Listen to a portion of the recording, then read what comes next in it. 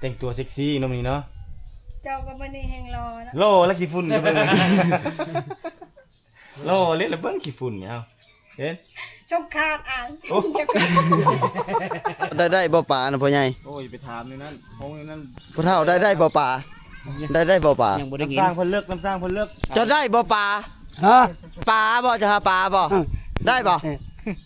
หากระไป อ๋อ นักเกี่ยวไปมานเด้อ บ่ดังได้ไปอีตนลาว ฮะสบายดีท่านผู้ชมบรรยากาศยามตอนเที่ยงเนาะตามสัญญามื้อนี้เราได้ไปซ่อมเปลงพัดลมตัวนั้นแต่ว่า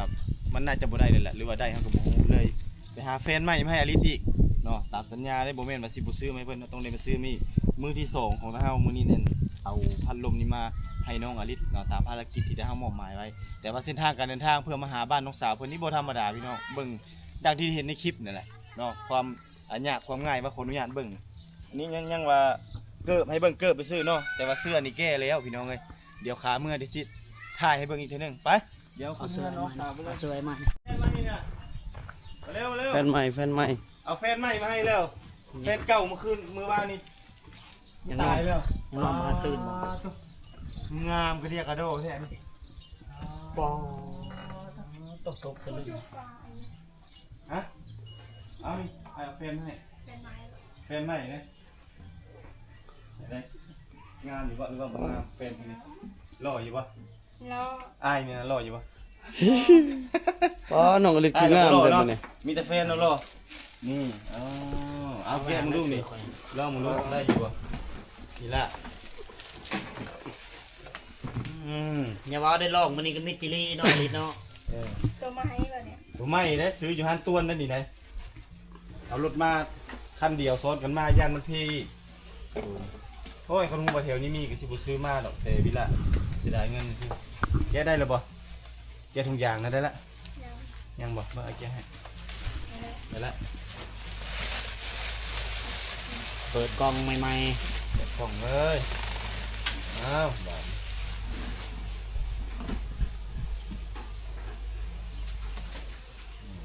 เพิ่นได้ใส่นะมันเอาใส่ปักเสียบอยู่ได้กอปักเสียบเด้ เช็ค อยู่ในห้องบ่เสียบที่นี่ก็ได้ ๆยึดบ่ถึงบ่จะได้ออกมานี่ โตออกมาถึงบ่สาย ถึง ดึ ดอก ออกมา เพิ่ง บ่ถึงบ่นี่เอาพอแถวนี้ก็ได้ บ่ถึงก็ลองทางนี้ ดึงออกมาโอ้เซ็กซี่ขนาดนอนลิ้นมึงเครื่องมื้อนี้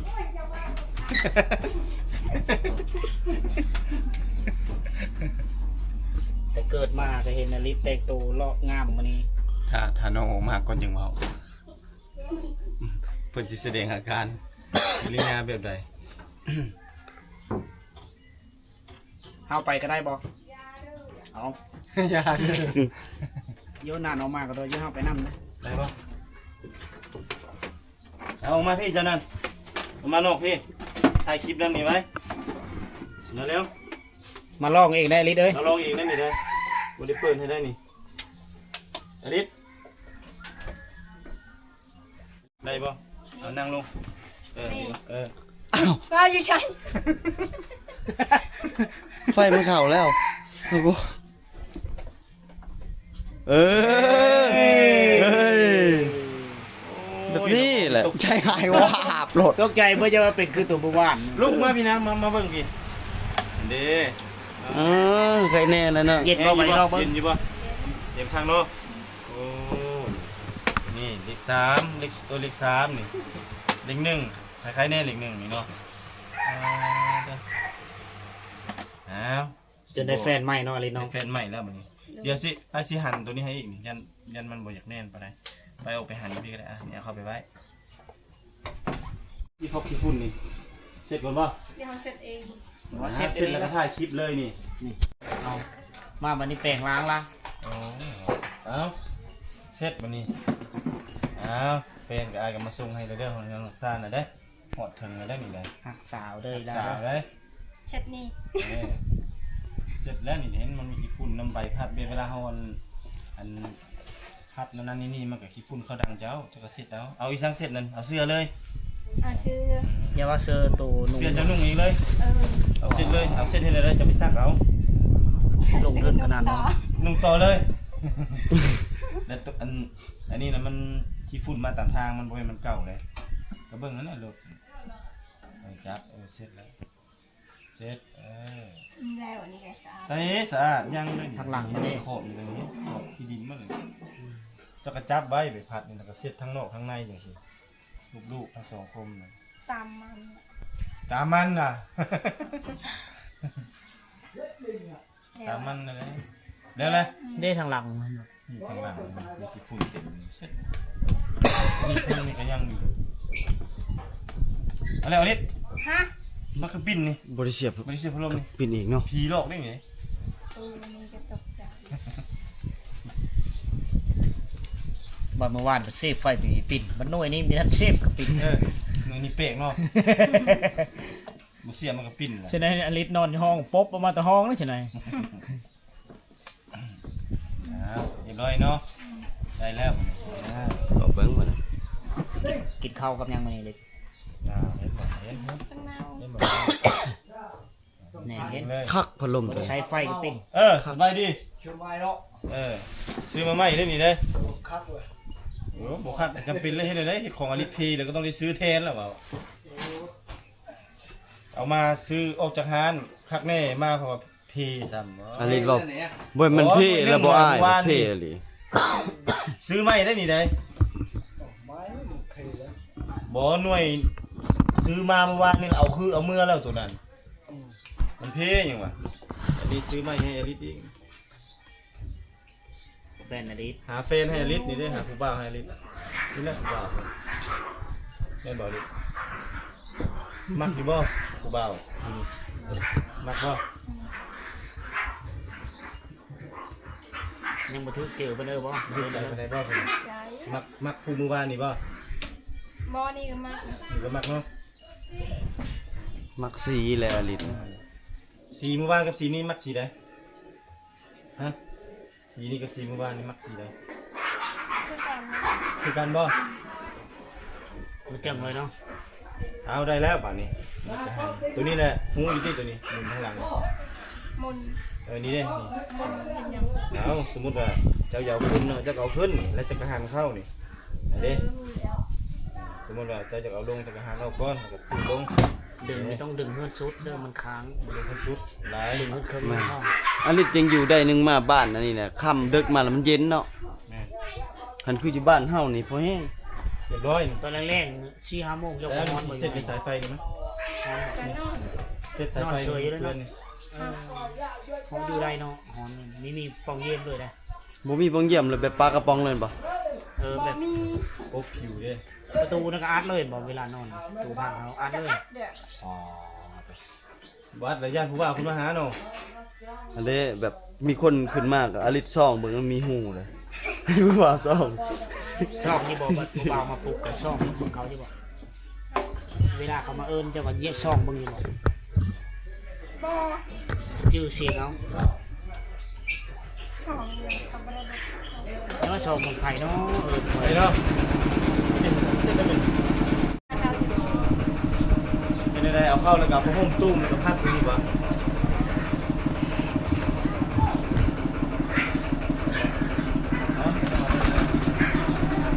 ไม่ใช่นี่จุดให้ก็ แง่นั่นมันย ฮะ ำจุดไผ่ระย ฮะ ำยำสไลด์ก็ระยำอ่ะจุดกบขี้หาบ้านเราเรียกจุดกบ จุดกองหาปะหรือว่าไปอันนั้นไปจุดให้เลย แม่นนะยังบ่ทันได้กองเป็นกองหาเด้ทางปลาเรียบร้อยแล้วยังบ่ทันได้จุ เฮาก็ทางบ่ ต้องหลายคนไป อืม เพราะว่า จะหายผืนเดียวปีจะผืน ช่อง ช่อง สองพ่อกับแม่พ่อเราไปเฮ็ดตั้งห้าแม่กับมันเขานี่แหละกับลูกนี่แหละไปเฮ็ดพื้นมัน1อีกตั้งห้าพ่อเฮ็ดผู้เดียวเด้ ให้อันไหน อืม โอ้ หาผู้เดียวเฮ็ดผู้เดียว เนาะ นั่นแหละเอาครับ มีรู้ว่าได้100-200ซอกไปเยอะ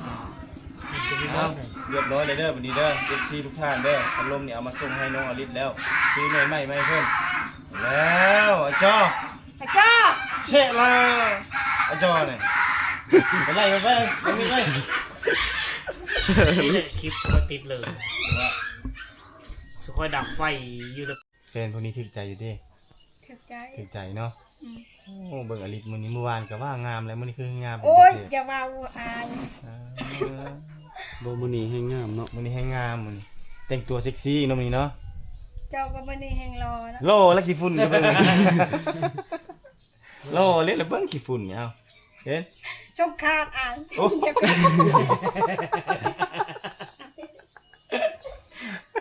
ก็ขาดอลีเด้ ขาดเรียบไปเลย เอาขาดอลีเลยดิ เฉพาะอันนี้ตัวโหอ้อย ขออนุญาตเด้อนี่ขาดอลี อลิศสอบเบิ่งได้เฮิงแล้วซะ โอ้ยคำฮักได้นี่นะเออ สี่ จะบอก สี่ พี่ ความหัก แน่มึงหน้าพี่แน่มึงเนี่ยทางลุมส่งขาดพี่น้องเลยเพิ่นเบิ่งน้องเพิ่นก็หัวอยู่เพิ่นได้เออจักก็หูโยกเนาะสั่งโยกเนาะอันแน่มีแล้ว บ่ บ่ สี่มือผม อันยังเห็นอยู่เฉพาะบังไว้ก็ยังเห็นอยู่เนาะโอ้ยส่งขาดพี่น้องเอ้ยอลิศหัวขวัญส่งบ่ตุกขาดคิดเบิ่งทางจะยากบ่ยากมาจนส่งขาดไอ้มาหาเจ้านั่นเพื่อเอาอันนั้นมาให้นะเอาพัดลมมาให้นะมื้อนี้เพิ่นงามเป็นพิเศษมื้อนี้โอ้ยเนาะบ่ได้ไปหาหน่อไม้เนาะมื้อนี้เนาะสวยแล้วเนาะ เด่น เห็นปะ นะบกไปบ่ไหวแล้วเนาะ บ่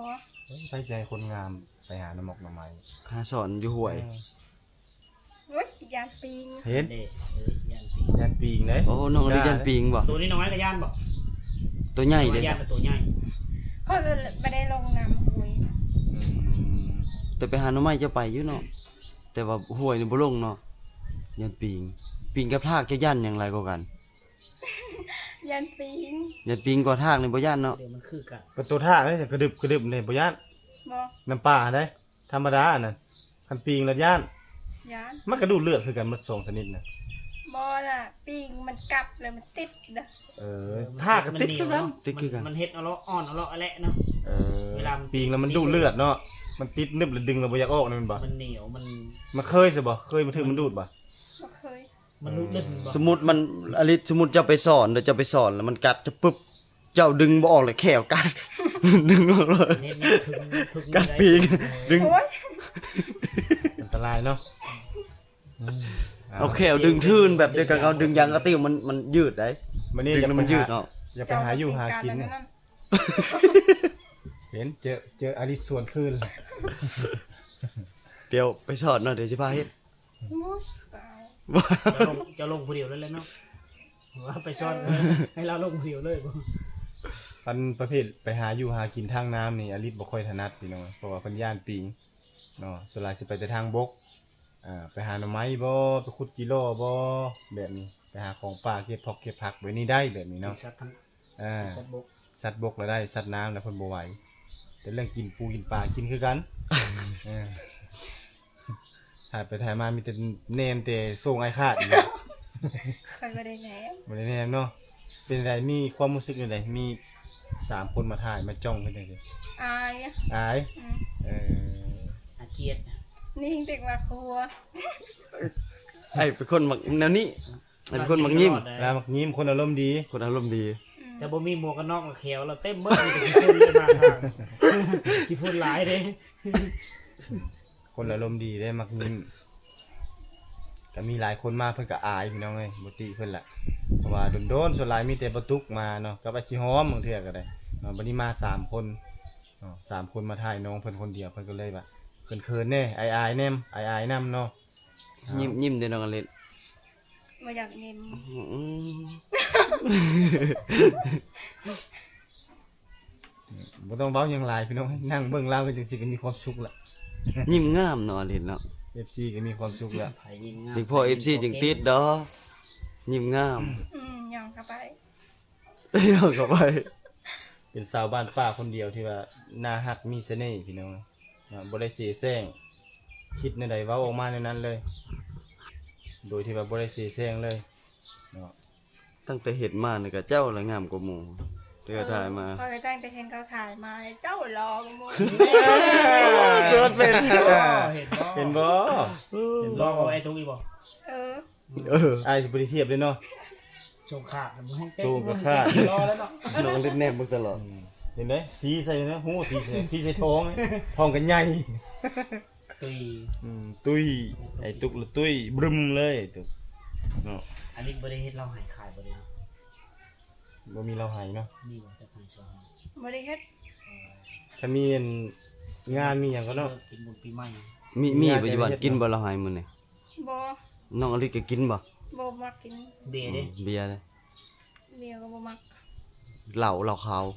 ดอกขาวยังหนักเลย อันนี้คือคนบ่กินเหล้าเมาสุรา มักเต้นซื่อๆเนาะ บ่มักกินเหล้าเมาสุรา เต้นนี่มั่งเนาะ มัก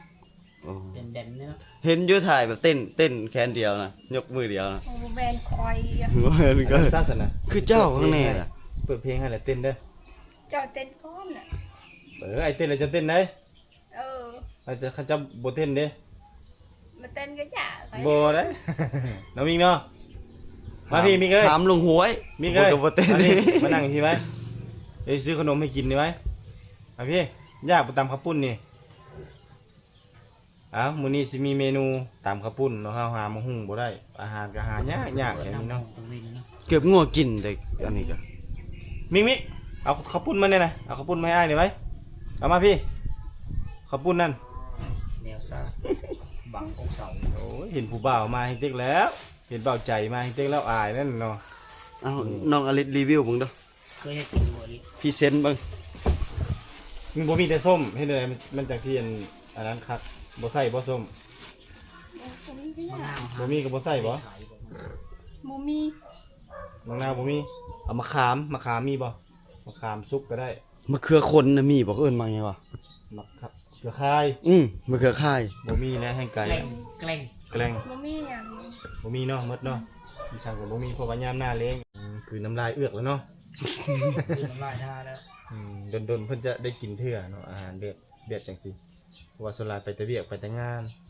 เนาะ อันนี้นะเฮามาถ่ายคลิปซื่อๆได้เนาะ นั่นแหละ ฉันบอกนี่น้องอลิศก็อยู่ให้หัวเนาะ